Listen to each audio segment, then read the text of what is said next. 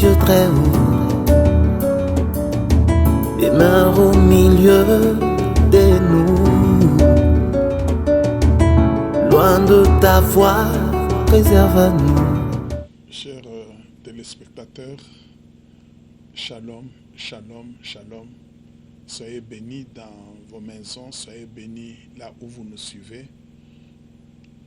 C'est le serviteur de Dieu Stéphane Kouna dans le cadre de cette émission. Je suis en train de vous parler du phénomène Marie, femme de nuit, comment en être délivré. Lors de notre première émission, nous avons abordé des chapitres. Le premier chapitre concernait ce que la Bible enseigne, ce que la Bible dit à propos de Marie ou de femme de nuit. Et le deuxième chapitre, c'était une question à laquelle nous avons donné certaines réponses. Qui sont les maris ou les femmes de nuit? Qui sont les incubes ou les succubes? À propos du premier chapitre, nous avions expliqué que la Bible parle de ce phénomène lorsqu'elle fait allusion aux êtres spirituels qui s'étaient matérialisés et qui avaient épousé les filles des hommes, mettant au monde des êtres mi-humains, mi-sataniques. D'ailleurs, si vous lisez dans la version français courant, on ne parle pas de fils de Dieu, mais on parle des habitants du ciel. Les habitants du ciel se sont matérialisés et ont épousé les filles des hommes. C'est que c'était, à mon avis, la première situation des incubes et des succubes, des êtres spirituels qui se sont intéressés aux êtres humains. Mais quant à ce qui concerne le deuxième chapitre, nous avions tout d'abord expliqué ce que c'est l'organisation satanique. Parce que pour mieux répondre à cette question, il fallait comprendre comment le diable est organisé dans son royaume. Il est organisé dans le monde invisible, dans le monde visible. Et nous avions expliqué que dans le monde invisible, le diable était à la tête d'une grande armée formée des anges déchus et des démons.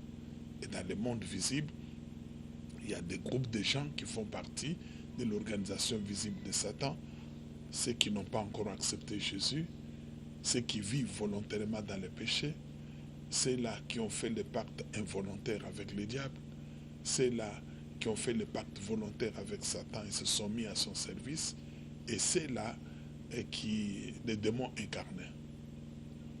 Et pour ce qui concerne bien sûr ce que sont les incubes et les succubes, nous avons expliqué que ce sont des esprits qui proviennent soit de l'organisation invisible de Satan, soit de l'organisation visible de Satan.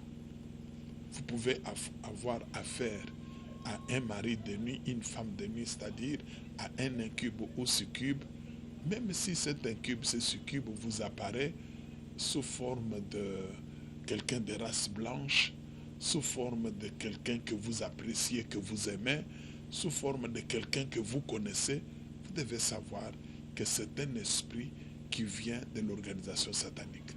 Son but, c'est de vous détruire. Même si cet esprit vous apporte beaucoup de biens, vous apporte des richesses, vous semble vous donner de la sécurité, etc. La parole de Dieu nous dit, le diable ne vient que pour dérober, égorger et détruire. C'est que n'acceptez jamais. Tournez-vous vers Jésus, car Jésus-Christ était apparu afin de détruire les œuvres du diable. Et parmi ces œuvres, il y a cette situation de mari ou de femme de nuit. Aujourd'hui, nous allons passer à un autre chapitre. Le troisième chapitre de notre étude, nous allons parler des éléments qui favorisent la situation de mari, femme de nuit, avant de parler bien sûr de la manière dont les incubes et succubes se manifestent ou de ce qu'il faut faire pour en être libéré. Retenez tout d'abord qu'il y a plusieurs éléments qui favorisent la situation de mari, femme de nuit. Si vous voulez être libéré de ces esprits, vous devez tout d'abord prendre conscience de ce qui vous a amené à cette situation. ou de ce qui vous maintient dans cette situation, ou même de ce qui fait que ces esprits, une fois chassés, reviennent agir dans votre vie. Il y a plusieurs éléments. Ici, je m'en vais souligner quelques éléments seulement qui parlent qui nous montrent vraiment, qui favorisent l'action de Marie, femme de nuit, dans la vie des gens. Avant cela, il y a un texte de la Bible que vous devez retenir. C'est dans 1 Jean chapitre 5. 1 Jean chapitre 5, verset 17, verset 18. 1 Jean 5, verset 17 et verset 18. Et ce texte dit ceci à peu près. Toute iniquité est un péché, et il y a tel péché qui ne mène pas à la mort. Nous savons que quiconque est né de Dieu ne pratique pas le péché, mais celui qui est né de Dieu s'égare de lui-même et le malin ne le touche pas. Celui qui est né de Dieu s'égare de lui-même et le malin ne le touche pas. Nous savons que nous sommes de Dieu et que le monde entier est sous la puissance du malin. Celui qui est né de Dieu s'égare de lui-même et le malin ne le touche pas.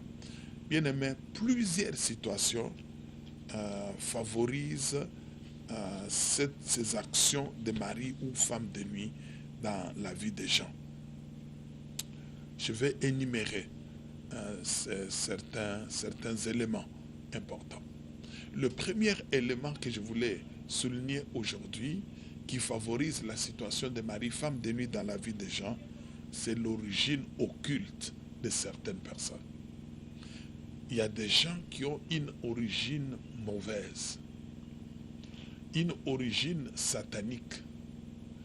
Ce que j'appelle origine occulte, origine satanique, c'est lorsque on est issu de fétiches. Les parents avaient des difficultés à mettre au monde et sont allés consulter un féticheur et qui leur a fait des fétiches, et à l'issue de cela, ils ont conçu, ils ont mis au monde un enfant ou des enfants. Je vous ai dit, les féticheurs, les marabouts, les sorciers travaillent avec des démons. Lorsque vous allez chercher des enfants, il vous donnera un ou plusieurs démons.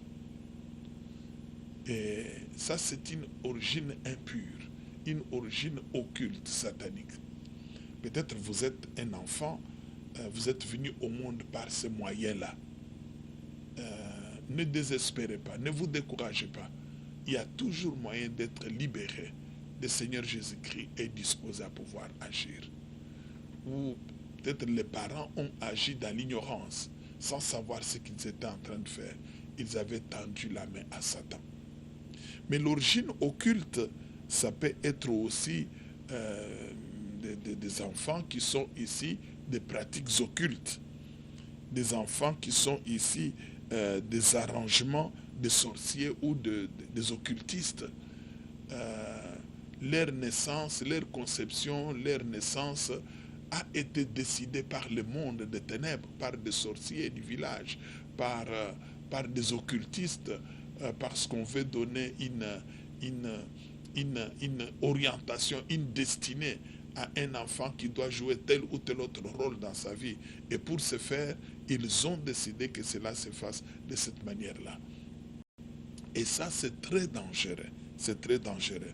Parce qu'au fait, lorsque on a connu une origine occulte, l'organisation satanique trouve vraiment que vous leur appartenez. Et l'organisation satanique se permet de faire n'importe quoi dans votre vie et même à travers vous. Et c'est comme ça que ce genre de personnes, lorsque, une fois devenus grands et connaissent une situation de mari ou femme de nuit, s'aperçoivent qu'ils ont du mal à être délivrés totalement.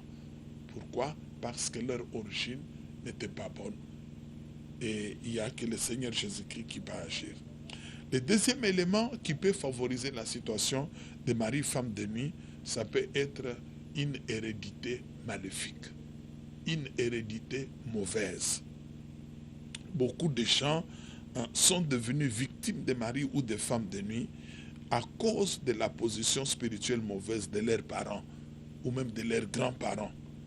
Et lorsqu'ils sont venus au monde, ils ont tout simplement hérité de leurs parents, de leurs grands-parents, les pactes qu'ils avaient contractés avec le monde des ténèbres.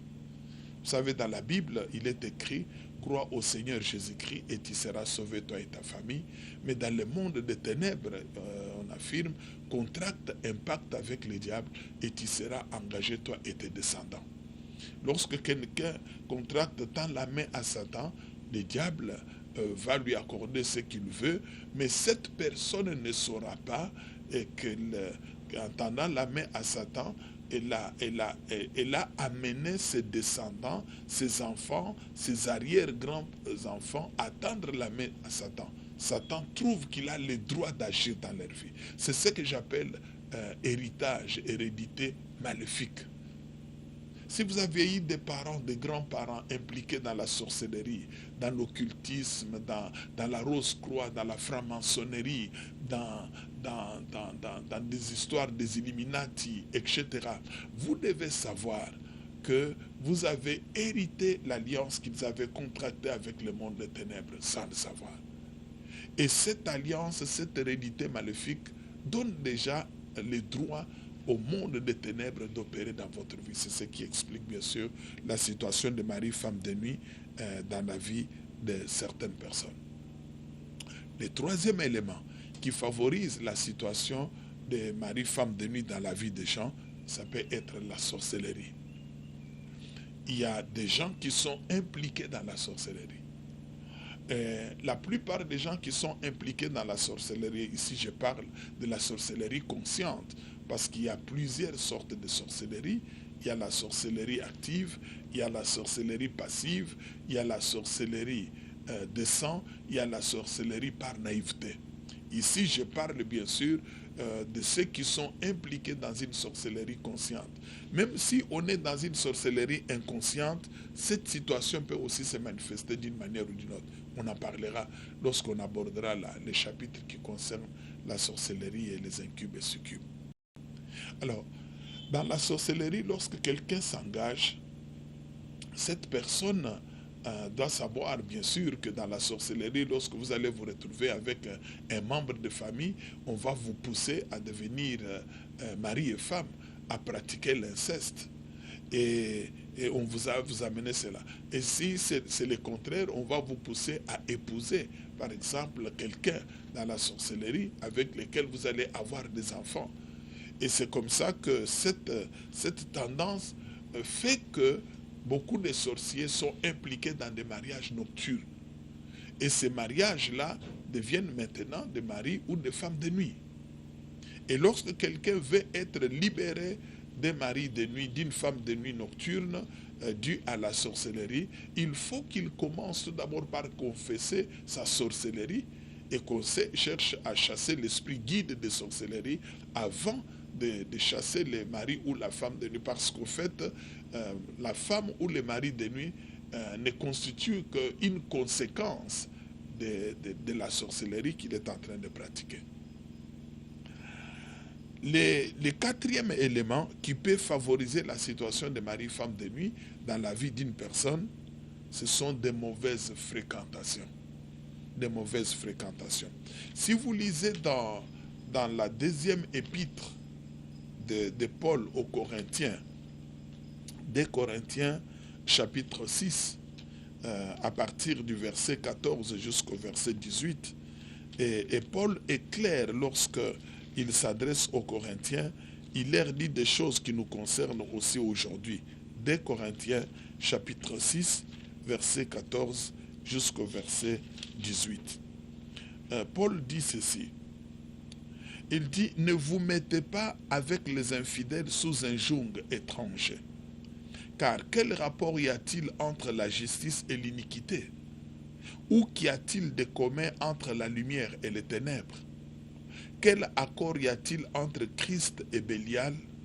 Ou quelle part a les fidèles avec l'infidèle? Quel rapport y a-t-il entre les temples de Dieu et les idoles? Car nous sommes les temples du Dieu vivant, comme Dieu l'a dit, j'habiterai et je marcherai au milieu d'eux. Je serai leur Dieu et ils seront mon peuple. C'est pourquoi sortez du milieu d'eux et séparez-vous, dit le Seigneur. Ne touchez pas à ce qui est impur et je vous accueillerai. Je serai pour vous un père et vous serez pour moi des fils et des filles, dit le Seigneur Tout-Puissant. Il dit, ne vous mettez pas sous un joug étranger avec les infidèles. Ce que nous appelons ici mauvaise fréquentation, ça peut être la fréquentation des milieux malsains, tels que des maisons de prostitution, des boîtes de nuit, des bars, des cimetières, des clubs de nudistes, des homosexuels, etc. Lorsque vous fréquentez ce genre de milieu, c'est un milieu que fréquentent généralement les esprits incubes et succubes et toutes sortes de démons. Et lorsque vous avez l'habitude de fréquenter ces milieux, vous devez savoir que vous vous mettez sous un joug étranger avec les infidèles. Vous vous exposez à l'action des incubes ou des succubes. La mauvaise fréquentation, ça peut être la fréquentation des maisons sataniques. Des maisons sataniques telles que des maisons de féticheurs, des maisons de marabouts, des maisons de magiciens, des maisons de sciences occultes. Je viens d'énumérer la franc-maçonnerie, vous fréquentez des loges mystiques, de la Rose-Croix, ou des endroits où se trouvent des hôtels sataniques, etc.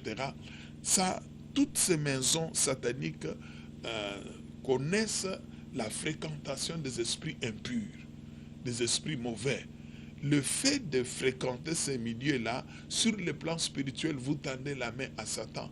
Et des esprits qui les fréquentent se voient autorisés ou se verront autorisés à opérer aussi dans votre vie. Et c'est comme ça qu'ils vont commencer à agir et chercher bien sûr à vous détruire. De mauvaises fréquentations, ça peut être la fréquentation de sectes dont l'immoralité sexuelle est l'une des pratiques encouragées ou même tolérées.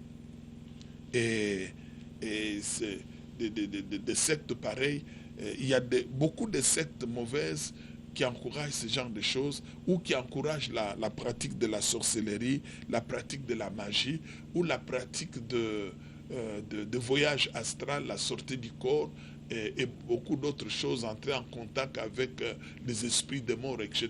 Lorsque je parle de sectes, c'est une façon de le dire par rapport à la Bible, mais ça peut être des églises. Hein. On vous parle de telle église, mais dans cette église-là, on tolère la prostitution, on tolère l'homosexualité, on tolère par exemple, on encourage les gens à faire la sortie du corps, ils font des voyages astrales dans le monde spirituel, où on encourage les gens à activer entre guillemets les anges, à entrer en contact avec des anges qui ne sont pas des anges de Dieu, mais qui sont des démons, etc. Lorsque vous avez l'habitude de fréquenter ce genre de milieux et de vous livrer aux pratiques encouragées ou tolérées de ces pratiques mauvaises, ne vous étonnez pas si demain le lendemain, vous connaissez la situation de mari ou femme de nuit. Ou si vous connaissez la situation de mari de nuit, on prie pour vous, vous priez vous-même, vous n'en êtes pas complètement libéré. Parce que vous vous retrouvez dans leur fief, vous vous retrouvez continuellement en communion avec eux. Le cinquième élément qui favorise la situation de mari-femme de nuit, ça peut être de mauvaises habitudes. Paul en parle encore aux chrétiens dans sa première épître. Si vous prenez la première épître de Paul aux Corinthiens, chapitre 6, et vous lisez à partir du verset 12 jusqu'au verset 18, 1 Corinthiens 6, verset 12 à 18, « Tout m'est permis, mais tout n'est pas utile. Tout m'est permis, mais je ne me laisserai asservir par quoi que ce soit. Les aliments sont pour le ventre, et le ventre pour les aliments. Et Dieu détruira les comme les autres. Mais le corps n'est pas pour la débauche. Il est pour le Seigneur, et le Seigneur pour le corps. Et Dieu qui a ressuscité le Seigneur nous ressuscitera aussi par sa puissance. Ne savez-vous pas que vos corps sont des membres de Christ? Prendrai-je donc les membres de Christ pour en faire les membres d'une prostituée? Loin de là. Ne savez-vous pas que celui qui s'attache à la prostituée est un seul corps avec elle? Car est-il dit, les deux deviendront une seule chair. Mais celui qui s'attache au Seigneur est avec lui un seul esprit. Fuyez la débauche. Quelque autre péché qu'un homme commette, ce péché est hors du corps. Mais celui qui se livre à la débauche pêche contre son propre corps. Pêche contre son propre corps. Bien-aimés, il y a des habitudes que les gens ont prises, ont développées, qui sont des portes grandement ouvertes aux actions de toutes sortes de démons et particulièrement aux actions des incubes ou des succubes. Et parmi ces mauvaises habitudes, il y a par exemple la pratique de l'immoralité sexuelle.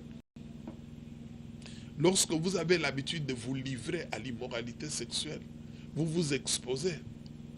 Vous vous exposez vous-même. N'allez même pas chercher la délivrance. Et on peut prier pour vous, chasser ces démons, ils reviendront. Pour quelle raison? Parce que vous vous retrouvez dans des conditions qui favorisent leurs actions dans votre vie.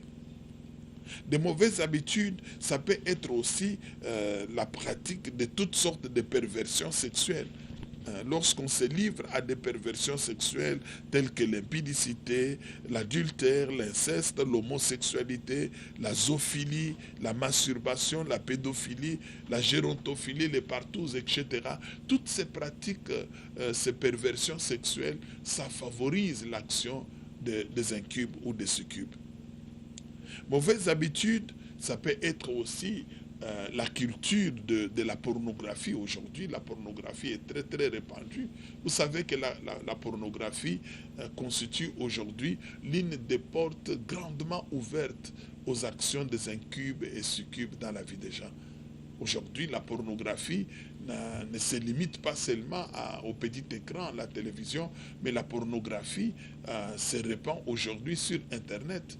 N'importe quelle personne peut accéder à la pornographie quand et comme il veut. Et à travers cela, beaucoup d'occultistes, beaucoup de démons de tout genre, des esprits des eaux et d'autres démons de sorcellerie, etc., ils travaillent pour pouvoir lier des gens. Il y a des gens qui se sont retrouvés avec des incubes ou des succubes, tout simplement parce qu'ils se sont adonnés à la pornographie. Frères, sœurs, vous voulez être libérés, bien sûr, des incubes ou des succubes. Comprenez que ces éléments, ces choses favorisent ce que vous êtes en train de vivre, ce que vous êtes en train de redouter. Un autre élément qui favorise la situation de Marie, femme de nuit, c'est la consécration aux démons. La consécration, lorsque nous parlons de la consécration, c'est tout d'abord la Bible qui nous parle de la consécration, mais la consécration à Dieu.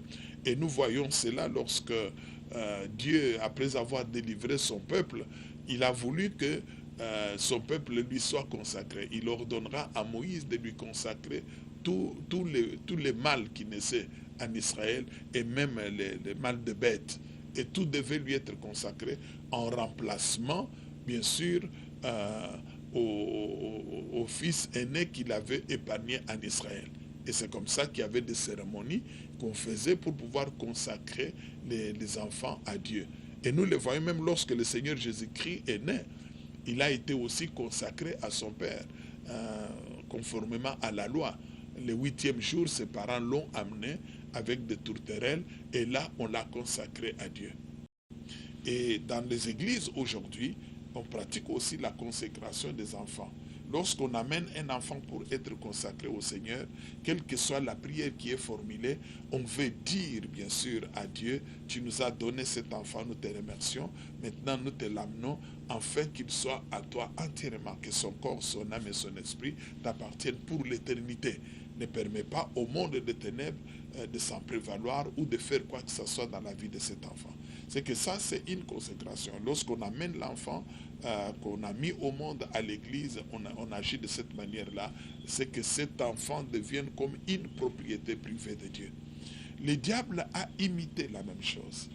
Le diable s'arrange pour qu'on lui consacre des personnes, qu'on lui consacre des enfants. C'est comme ça qu'il a introduit dans nos coutumes, dans des pratiques des hommes et des femmes, cette habitude-là de lui consacrer des gens.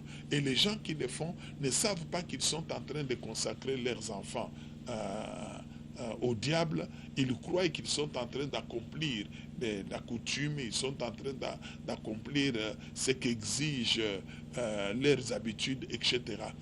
Et à travers ces moyens-là, le diable se voit maintenant, lui et son organisation, il se voit autorisé à opérer dans la vie. C'est comme ça que les esprits incubes, succubes, se mêlent et se mettent à agir. De quelle manière le diable s'arrange pour qu'on puisse lui consacrer les enfants? Prenons par exemple une femme qui est enceinte, qui craint bien sûr de perdre la grossesse et qui va consulter un féticheur et marabout pour protéger l'enfant qui est dans son sein. Un enfant qui a été placé sous la protection du monde des ténèbres est désormais consacré au monde des ténèbres. Parce que le diable ne protège pas pour le plaisir de protéger. Mais il y en a d'autres qui le font autrement. L'enfant qui vient au monde, on a peur qu'on le tue dès le bas âge. Et qu'est-ce qu'on fait de cet enfant? On amène cet enfant chez un féticheur, chez un marabout, tout ça pour protéger l'enfant. Et les féticheurs, les marabouts, utilisent des ficelles, utilisent des gris-gris afin de protéger l'enfant. Un enfant qui a été placé sous la protection du monde des ténèbres est déjà consacré au monde des ténèbres. Mais parfois l'enfant, lorsqu'il vient au monde, l'enfant se retrouve malade, se retrouve dans des situations difficiles. Les parents, au lieu d'accourir vite à l'hôpital, ils préfèrent aller voir un féticheur, un occultiste du coin pour qu'il fasse des ablutions, qu'il fasse des gris-gris, ainsi de suite, parce qu'ils disent que ça doit être des sorciers, des magiciens. Alors, ils font soigner cet enfant-là auprès de serviteurs du diable.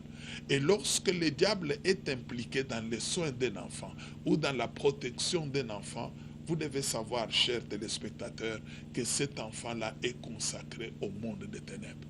Et le monde des ténèbres trouve qu'il a le droit d'agir. Parfois, l'enfant lui-même n'est conscient de rien. Ce sont les parents qui ont agi dans leur ignorance, dans leur souci de préserver la vie de l'enfant. Mais le monde des ténèbres ignore tous les soucis que les parents peuvent se faire sur leur enfant. Pour eux, l'enfant lui est confié. Et il a le droit de faire n'importe quoi. C'est à partir de là que certains incubes et succubes profitent de l'occasion pour commencer leurs opérations dans la vie de cet enfant. Et l'enfant s'en apercevra plus tard. Et l'enfant ne comprendra pas comment il se retrouve avec des incubes ou des succubes dans sa vie. Il ne comprendra pas. D'autres enfants qui sont consacrés à Satan, on les a consacrés à travers certaines cérémonies de passation de pouvoir, où on veut leur donner parfois une autre destinée, une destinée qui n'est pas celle qui vient de Dieu. Vous savez qu'il y a trois sortes de destinées. Il y a la destinée qui vient des hommes, la destinée qui vient de Dieu, mais il y a aussi la destinée qui vient du diable. Dieu dit dans sa parole, je connais les projets que j'ai formés sur vous. Ce sont des projets de paix et non de malheur, pour vous donner un avenir et de l'espérance. Lorsque Dieu donne une destinée à une personne, c'est pour son bien, c'est pour sa prospérité. Même si cette personne peut connaître des problèmes dans sa vie, mais c'est pour son bonheur. Mais la destinée qui vient du diable, c'est pour le malheur de la personne.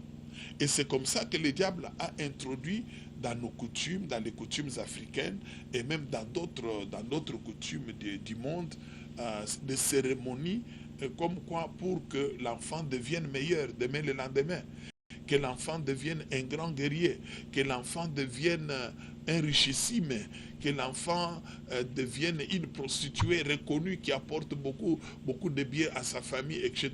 Et pour ce faire, on soumet cet enfant à des cérémonies quelconques. Et lorsqu'on soumet cet enfant à des cérémonies, à des incantations, à des imprécations, ainsi de suite, parce qu'on veut que cet enfant devienne un chef, on veut qu'il devienne un grand homme d'affaires, une grande femme d'affaires, ou on veut qu'il soit aimé de tous les hommes, de toutes les femmes du monde, etc. Et on ne sait pas qu'on fait appel à des puissances occultes, à des esprits impurs. Et ces esprits-là, ce sont eux qui vont commencer à travailler dans la vie de cet enfant pour l'amener dans cette destinée-là. Mais au fait, ils ne vont pas s'arrêter là, ils vont commencer à s'en servir d'une manière ou d'une autre. Et c'est comme ça qu'il y a des gens arrivés à un certain moment se retrouvent dans des difficultés énormes, ou même dans des situations de mari, femme de nuit, ou dans des situations de maladies incurables, parce qu'ils ont été consacrés aux démons suite à des cérémonies qui avaient été faites autour de leur vie, cherchant à leur donner bien sûr une destinée. Mais il y en a d'autres, on veut en faire des chefs. Et pour ce faire, il y a des cérémonies de passation de pouvoir. Ces cérémonies qui se font parfois la nuit, à 0 heure, etc. Ça dépend des coutumes, ça dépend des traditions, ça dépend des tribus, ça dépend de ce que... Et toutes ces cérémonies-là font appel à des puissances de ténèbres. Et ces puissances de ténèbres-là vont travailler, vont commencer à agir. Demain, le lendemain, on parlera de mari ou de femme de nuit, etc. Un autre élément qui favorise la situation de mari, femme de nuit, c'est le souci du bien-être, qui pousse certaines personnes à tendre la main à Satan. Les soucis vraiment d'une bonne santé, les soucis d'une protection. Et lorsqu'on a ces soucis-là, maintenant, au lieu de se tourner vers Dieu, lui qui nous a créés, qui nous a fait, mais on se tourne vers Satan à travers des maisons de féticheurs, à travers des maisons de marabouts, à travers de l'occultisme aujourd'hui qui est en train de se répandre un peu partout.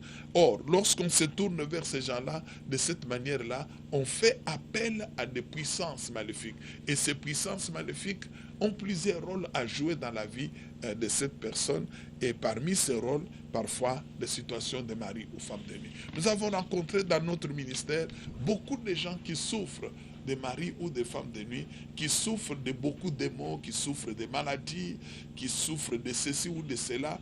Tout cela causé par quoi? Par les éléments dont je viens de parler, que je viens de mentionner tout à l'heure. Et il faudrait que vous revoyiez votre vie. Qu'est-ce que vous aviez fait? Qu'est-ce que les parents avaient fait? À qui est-ce que vous aviez tendu la main? À quel genre de cérémonie votre vie a été soumise? Ne commencez pas à pleurer aujourd'hui. Hein? Ne dites pas, je n'ai rien fait de mal. Hein? Je n'ai rien fait de mal, je n'ai pas volé, je n'ai pas tué. Mais il y a des choses qui ont été faites. Et ces choses ont ouvert grandement la porte aux incubes et succubes. Une fois, j'ai prié pour une jeune fille qui avait un esprit de sirène, et la sirène ne voulait pas quitter cette fille, et la sirène me dira ouvertement en présence de tout le monde que c'est son propre père qui me l'a livrée. C'est son propre père. Je ne peux pas la quitter, je ne peux pas l'abandonner, parce que c'est son père qui me l'a livrée. C'est qu'il y a des parents comme ça impliqués dans des fétiches, impliqués parce qu'ils ont voulu avoir de l'argent, ils ont voulu avoir la gloire de ce monde, ils ont tendu la main à Satan et ils n'ont pas su qu'ils ont ouvert grandement la porte à Satan dans leur famille, parmi leurs descendants, parmi leurs enfants, les enfants de leurs enfants. Et aujourd'hui, ces enfants sont en train de souffrir terriblement à cause de ces alliances. Oh frères, sœurs, vous qui me suivez tout à l'heure, si vous êtes passés par là, si les parents dans leur ignorance sont passés par là, Dieu dit dans Actes des Apôtres, chapitre 17, verset 30, qu'il ne tient pas compte du temps d'ignorance, mais il ordonne à tous les hommes et en tout lieu qu'ils aient à se repentir. Qu'ils aient à se repentir. C'est que vous aviez agi dans votre ignorance. Dieu ne tient pas compte de cela. C'est pourquoi il a donné son Fils unique. Sa parole nous dit, car Dieu a tant aimé le monde, qu'il a donné son Fils unique, afin que quiconque croit en lui ne périsse point, mais qu'il ait la vie éternelle. Dieu a donné son Fils pour que vous soyez sauvés, pour que vous soyez libérés. Jésus-Christ, lorsqu'il est venu, j'en ai parlé lors de la première émission, Jésus avait une double mission. La première mission, c'était de réconcilier l'homme avec Dieu. Mais la seconde mission, c'était de détruire les œuvres du diable. Tout ce que le diable fait dans la vie de l'homme. Sortir l'homme de la domination du malin, de l'influence du monde des ténèbres. Faire de l'homme un enfant de Dieu, un homme libre. C'est pourquoi il a dit, si le Fils vous a franchi, vous serez réellement libre. Il n'y a que Jésus qui peut vous libérer. Pour accomplir cette mission, Jésus a accepté de mourir sur la croix. Il a accepté de souffrir sur la croix. La souffrance de Jésus-Christ sur la croix, ce n'était pas pour lui. Jésus n'avait pas besoin de souffrir sur la croix parce qu'il n'avait jamais commis de péché. Mais il a accepté de devenir péché pour nous, pour que nous qui étions péchés, nous devenions justice de Dieu. C'est-à-dire, nous soyons justifiés aux yeux de Dieu.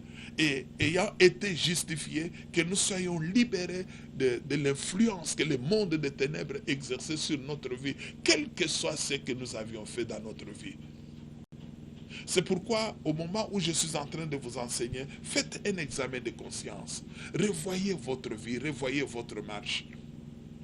Revoyez tout ce que vous avez fait. Si vous avez des choses liées aux éléments dont je viens de parler, vous devez sortir ces choses-là. Ça peut être des fétiches, ça peut être des gris-gris, ça peut être des omitamas, ça peut être des porte-monnaies magiques, ça peut être de littérature. La Bible nous révèle que ceux-là qui venaient au Seigneur, qui voulaient être libérés, ils amenaient des objets de magie, ils amenaient leurs livres, ils amenaient toutes ces choses et on les brûlait devant tout le monde. On détruisait les éléments qui établissaient les contacts entre eux et le monde des ténèbres.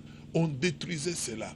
Et si vous évoluez dans une secte occulte qui encourage l'activation des anges, qui encourage la sortie du corps, qui encourage la prostitution, l'immoralité sexuelle, prenez la décision de quitter. La Bible nous dit, ne touchez pas à ce qui est impur, séparez-vous, dit l'Éternel. Vous voulez être libéré, vous devez prendre des décisions importantes. Même si ces esprits des eaux vous amènent beaucoup de richesses, les richesses passeront. Jésus-Christ a dit dans sa parole que sert-il à l'homme de gagner le monde entier s'il perd son âme. Cet esprit-là est en train de vous induire en erreur en vous apportant toutes ces richesses. Demain, le lendemain, lorsque cet esprit va se décider de vous détruire, ces richesses-là disparaîtront. Venez à Jésus-Christ. Jésus vous aime. Il veut vous sauver. Il veut vous transformer. Il veut vous donner la paix. Aujourd'hui, il y a des gens qui vivent avec des maris, femmes de nuit et qui n'arrivent même pas à dormir la nuit. La nuit, ils voient des serpents leur apparaître. Je me souviens d'une femme qui voyait un serpent entrer comme ça par la fenêtre, venir coucher avec elle. Et lorsque le serpent arrivait, elle perdait tout le contrôle. Elle n'avait pas de force de pouvoir refuser. C'était le serpent qui la déshabillait, qui faisait tout ce qu'il voulait. Et ensuite, le serpent s'en allait comme elle était venue. Cette femme était malheureuse. Et tout cela, c'était à cause de ses parents qui avaient tendu la main à Satan.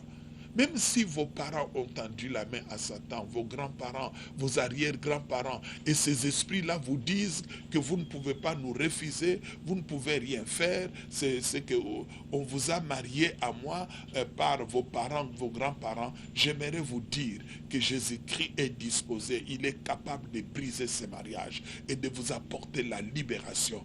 Il est disposé à le faire, il va le faire. Tournez-vous vers Jésus, il n'a pas changé. Jésus-Christ reste le même, hier, aujourd'hui, éternellement. Ce qu'il a fait dans la vie des uns, il est capable de le faire dans la vie des autres. Il est capable de le faire aussi dans votre vie. Vous avez du prix à ses yeux. Le sang qu'il a versé sur la croix, il ne l'a pas versé seulement pour certaines personnes, mais il l'a versé aussi pour vous. Vous qui me suivez aujourd'hui, vous qui gémissez, vous qui pleurez, vous qui vous demandez qu'est-ce que je vais faire, comment je vais me sortir de cette situation de mari ou de femme de nuit, de cette situation mauvaise. Jésus a versé aussi le sang pour vous, pour que vous soyez libérés totalement. Tournez-vous vers lui. Là où vous êtes, vous pouvez l'invoquer. Sa parole nous dit, quiconque invoquera le nom du Seigneur sera sauvé. Vous pouvez invoquer Jésus, vous pouvez l'inviter à venir dans votre vie. Vous pouvez lui dire, Seigneur, viens dans mon cœur, établis ton trône en moi et mets fin à ce que je suis en train d'endurer. Et il agira, il vous libérera, parce qu'il n'a pas changé. Il demeure le même, hier, aujourd'hui et éternellement. Il y a beaucoup d'autres éléments, chers téléspectateurs, et qui sont à la base, bien sûr, de la situation de mari, femme de nuit. Mais je prie que le Saint-Esprit vous parle. Je prie que le Saint-Esprit vous éclaire. Je prie que le Saint-Esprit vous aide, bien sûr, à comprendre ce que vous devez faire pour que vous soyez totalement libérés de cela. Parce que Dieu veut vous libérer. Dieu veut vous libérer. Il est écrit dans sa parole que lorsque le peuple d'Israël s'était retrouvé dans la détresse, le peuple d'Israël avait invoqué l'Éternel. Et l'Éternel avait envoyé sa parole et sa parole les avait guéris. Sa parole les avait délivrés. C'est ce que Dieu est en train de faire. Parfois, vous avez gémi, vous avez prié, vous avez demandé qu'il puisse vous délivrer. Ce que vous êtes en train de vivre, c'est la parole que Dieu vous a envoyée. Afin que cette parole vous libère, vous affranchisse. Dieu vous dit qu'il n'a pas changé. Il vous aime. Qu'il est mort sur la croix pour vous. Le sang qui a coulé sur la croix a coulé pour que vous soyez libérés. Tournez-vous vers lui. Prenez la décision de renoncer à ces amis qui vous entraînent dans l'immoralité sexuelle, dans des choses, dans la prostitution, dans des maisons de féticheurs. Ne croyez pas que c'est les omitama qui vous protègent. Ne croyez pas que ce sont des amulettes-là qui vous protègent. Ne croyez pas que c'est cette bague-là qui vous protège. Non, la seule personne qui peut vous protéger, c'est le Seigneur Jésus-Christ. Dans sa parole, il dit, si l'Éternel ne veille sur la ville, la sentinelle le fait en vain. Tournez-vous vers lui. Débarrassez-vous de ces choses. Cherchez un serviteur servant de Dieu tout autour de vous, à qui vous pouvez confier ces choses et qui peut prier pour vous. Et dans les cas contraires, vous pouvez nous appeler. Vous avez nos coordonnées. Vous pouvez nous appeler et nous pouvons prier pour vous. Nous pouvons vous aider. C'est pourquoi je vous invite à prier avec moi maintenant. Seigneur éternel, Fils du Dieu vivant, toi le Dieu qui a été manifesté dans la chair, je viens devant ton trône avec mon frère, avec ma soeur, avec tout celui qui a écouté cette parole. Aie pitié de lui, Seigneur, pour tout le mal qui a été commis dans leur ignorance, dans son ignorance, dans l'ignorance de ses parents, de ses grands-parents qui ont tendu la main à Satan et maintenant Satan ne veut pas se détacher de lui. Mais toi, tu as payé des prix qu'aucun autre n'était à mesure de payer. Tu as versé ton sang. Jésus, j'invoque ton nom dans la vie de cet homme, de cette femme. Je réclame sa libération maintenant. Et je prends autorité en vertu de l'autorité que tu m'as conférée. Je prends autorité sur les puissances de ténèbres qui les lient. Vous, puissances de ténèbres qui liez mon frère, ma soeur, je détruis l'alliance faite avec vous au nom de Jésus-Christ. Et je vous commande de les lâcher, de les quitter immédiatement au nom de Jésus-Christ. Lâchez-les. Car son corps, son âme et son esprit ne vous appartiennent pas. Sa famille ne vous appartient pas. Vous devez les libérer immédiatement au nom de Jésus-Christ. Oh, roi de gloire, Jésus de Nazareth, couvre-les par le sang qui a coulé sur la croix et que ton esprit achève le travail que tu as commencé dans sa vie. Au nom de Jésus-Christ, j'ai ainsi prié. Amen. Les mains au milieu